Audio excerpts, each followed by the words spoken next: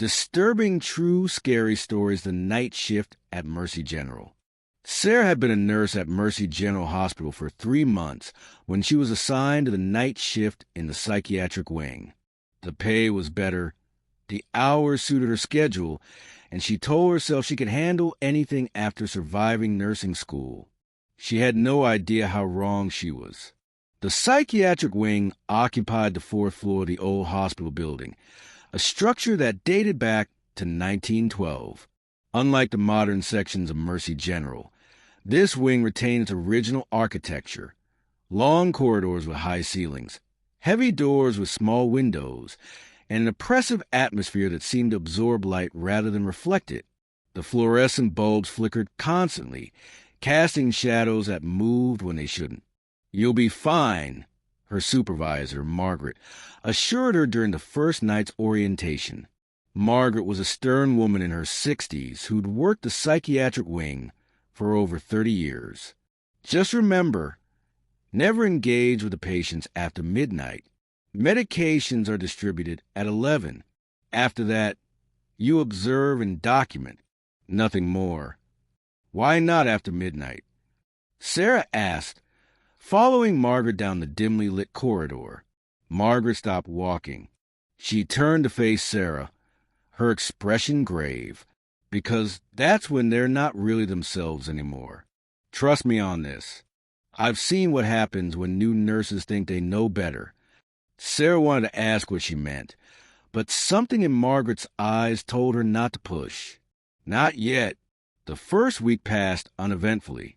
Sarah learned the routines, memorized patient names and conditions, and grew accustomed to the eerie silence that settled over the wing after midnight. Most patients slept. Those who didn't would stand at their doors, faces pressed against the small windows, watching her make her rounds with expressions that seemed too aware, too focused. It was during her second week that Sarah met patient 4C. His room was at the end of the east corridor, the last door before the emergency exit. His real name was Thomas Breyer, but the older nurses only referred to him by his room number.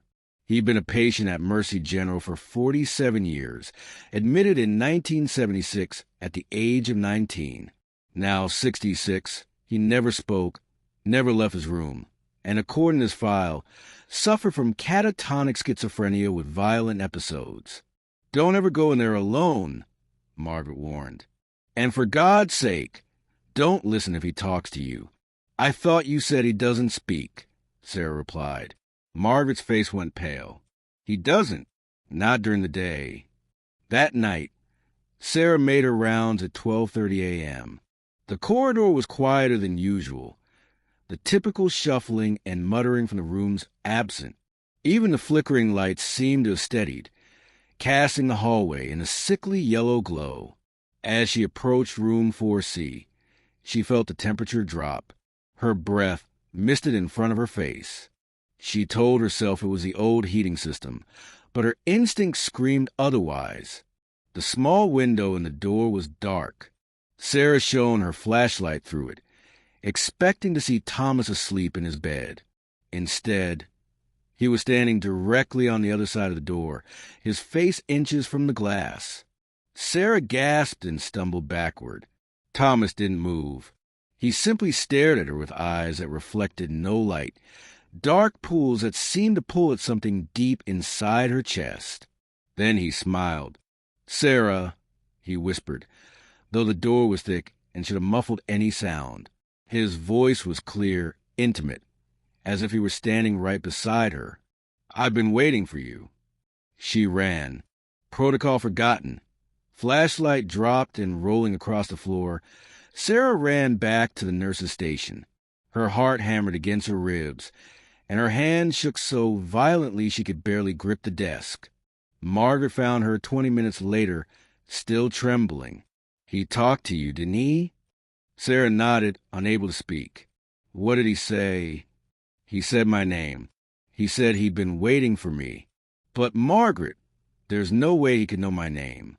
I've never been in his room. I've never spoken to him." Margaret sighed heavily and sat down. "Patient 4C is what the file says he is. We keep him here because there's nowhere else that will take him. But he's not schizophrenic. He's not catatonic. He's something else entirely. What do you mean? In 1976, Thomas Breyer murdered his entire family, mother, father, 2 sisters. When the police found him, he was sitting in the living room covered in their blood, and he told them something that made the case sealed by court order. He told them he hadn't done it alone. He said there was someone else in the house that night, someone who'd been living in the walls, watching the family for years, someone who'd finally convinced Thomas to let him out. Sarah felt ice creep down her spine. That's impossible. The police thought so too, until they searched the house and found a space between the walls, a narrow crawl space that ran through the entire structure. Inside, they found evidence that someone had been living there: blankets, food wrappers, magazines, and photographs. Hundreds of photographs of the Breyer family taken through holes drilled in the walls. Someone had been watching them for years, just like Thomas said. Did they catch whoever was? Margaret shook her head. No. And that's the thing that keeps me up at night. They never found anyone. The space was too small for an adult to fit through comfortably, and there was only one entrance, a panel in Thomas's bedroom closet. If someone else had been there, Thomas would have known. He would have had to let them in and out. So what are you saying? I'm saying that Thomas wasn't lying. But I'm also saying that the police searched every inch of that crawl space, and there was nobody there. No way in or out except through Thomas's room. Whatever was living in those walls, whatever convinced a 19-year-old boy to butcher his family, it wasn't human, and it's been with Thomas ever since. Sarah wanted to laugh, to dismiss it as ghost stories meant to scare new nurses, but she'd seen Thomas's eyes. She'd heard him speak her name through a solid door. "Why does he know my name?" she whispered. Margaret's expression darkened, because it sees through him. Whatever's with Thomas, it watches us, learns us, and when it finds someone new, someone it's interested in, that's when Thomas starts talking. For the rest of that shift, Sarah stayed at the nurse's station. She didn't make her rounds. She didn't check on patients. She sat beneath the fluorescent lights and tried to convince herself that Margaret was wrong, that there was a rational explanation. At 3:47 a.m., all the lights in the psychiatric wing went out simultaneously. Emergency lighting kicked in, bathing the corridors in red. In that crimson glow, Sarah heard a sound that turned her blood to ice. A door opening at the end of the east corridor. Room 4C. Footsteps echoed down the hallway. Slow, deliberate, coming closer. Sarah grabbed the phone to call security, but the line was dead. She looked around frantically for Margaret, but the older nurse had gone to check on a patient in the West Wing. Sarah was alone. The footsteps stopped just beyond the nurse's station, in the shadows where the emergency lighting didn't quite reach. Sarah could see a silhouette, tall, thin, standing perfectly still. "Hello, Sarah."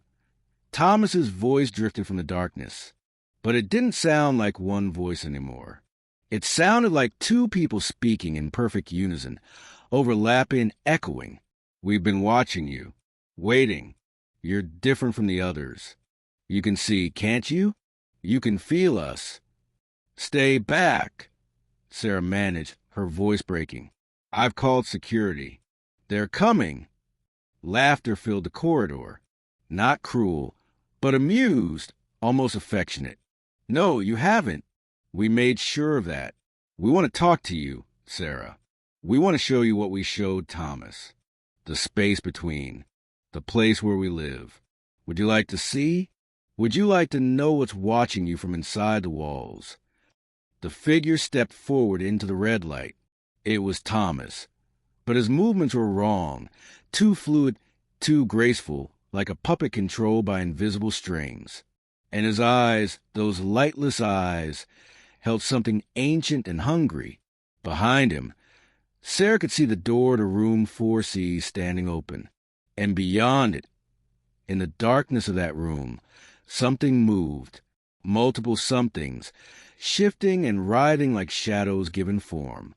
There's always been more of us, the dual voice continued. We live in the spaces you don't see, the gaps in reality, the cracks in your perception, and we've been so lonely, Sarah, so very lonely. Thomas let us in. He gave us a home in his mind. Won't you do the same? Sarah's paralysis broke. She bolted from the nurse's station, running toward the stairwell. Behind her, she heard laughter and footsteps. Not just Thomas's, but many footsteps, overlapping and multiplying, like an entire crowd was giving chase. She crashed through the stairwell door and took the stairs 3 at a time.